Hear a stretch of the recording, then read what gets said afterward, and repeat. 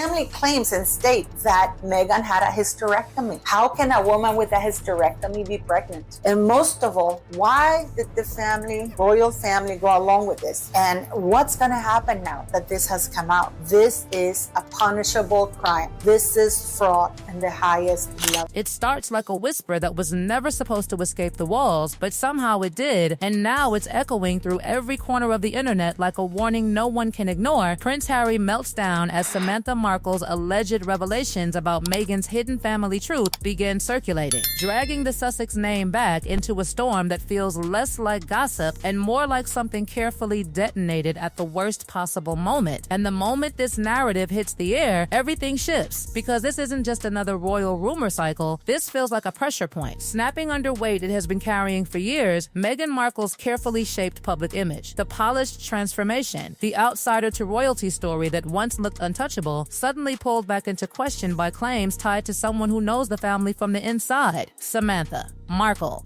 And what makes it more explosive is not just what is being said, but how it allegedly hits Prince Harry. Sources of chatter online painting him not calm, not composed, but visibly shaken, emotionally triggered, reacting in a way that insiders describe as unusually intense for someone who has spent years trying to shield his private life from exactly this kind of chaos. Because the narrative that starts forming is not just about Meghan anymore, it spreads fast, twisting into something bigger, something heavier, a collision between family history, public image, and the fragile space Harry and Meghan built after stepping away from royal duties. And suddenly, the question that keeps resurfacing is not just what Samantha Markle is allegedly revealing, but why now? Why this version of events? Why at a time when every detail gets magnified into global conversation within minutes?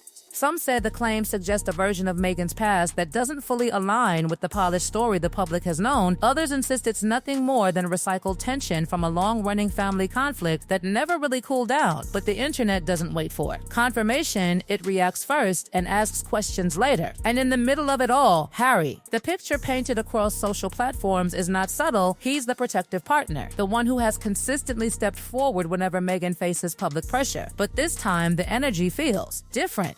Almost like the pressure is not coming from outside commentary alone, but from something closer, something personal, something tied directly to family history that refuses to stay buried. And that's where the narrative starts to spiral. Because as these claims circulate, Meghan's past is pulled back into focus again. Her family relationships, long-standing tensions, the idea that parts of her life before royalty may have been reshaped or reframed over time for public consumption, none of it confirmed, all of it discussed as possibility, speculation, interpretation, yet still powerful enough to shift perception in real time. And Harry, according to the online storm, is caught in that exact emotional crossfire. Not as a bystander, not as a commentator, but as someone allegedly reacting in real time to claims that challenge not just his wife's public image, but the foundation of the narrative they built together after leaving royal life behind. The story grows more intense as it spreads, people dissecting his past statements, his protective posture, his unwavering defense of Meghan through years of scrutiny, and now asking whether this moment marks something different, not collapse, but strain, the kind that doesn't show immediately in public statements, but leaks through behavior, timing, silence, and reaction. And that silence, that space where official response should be, becomes its own kind of noise. Because in gossip cycles like this, silence is never empty, it becomes interpretation, it becomes suspicion, it becomes fuel. And while Samantha Markle's alleged claims continue circulating online, reshaped and amplified with every repost, the narrative begins to split into two competing